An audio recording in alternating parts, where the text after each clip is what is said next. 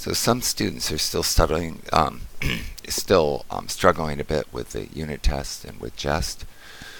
Um, so I've given, I put together a repository which has some examples of what to do.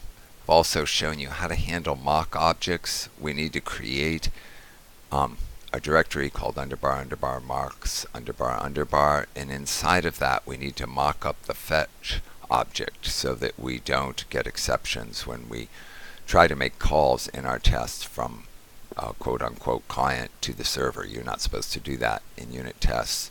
So we mock up the call to fetch so it doesn't really try to call over the server, which will fail in a unit test. And we also mock up data for our fake copy of fetch to send back to the client, to the fake client that it has put together. So what we're going to do is we're going to clone that repository, and that repository is very similar to the to my copy of WebCrafts, but I have all of the code except for the React code and the React test stripped out of it. I have stripped down copies of the React code and stripped down copies of the React test to give you examples of how it works. So it says you can see the tests pass, or if you want, you can just run one of the tests. Press P to just run one of the tests. Okay.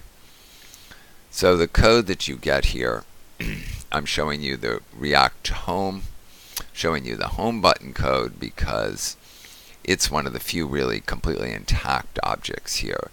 The rest of them have been stripped down.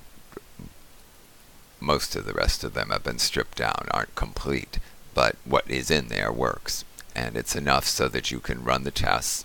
Notice there's a one-to-one correspondence between my tests here, the file name for the tests, and the React objects that we've got here. And do not change the name of anything here. You got to leave them the same, right? The whole point is I want you to have these tests in your project and have them pass. You may add tests to here. You could put in another test here, but don't change any of this or any of these names or anything, unless I explicitly tell you otherwise, and which means I won't, so just leave them the same. Okay, that's what I wanted to show you, I think. Give you some sense of how it looks. Here's the mock objects, so you can see them. Everything's set up so it works. And you've got all the key pieces here in place. And you've got a stripped down package.json file, so just the stuff you need to understand the test. So this isn't enough, for you to, it's not the whole program all implemented for you. There's no views directory, there's no routes directory, there's a bunch of stuff is taken out, but the stuff needed for the tests is there.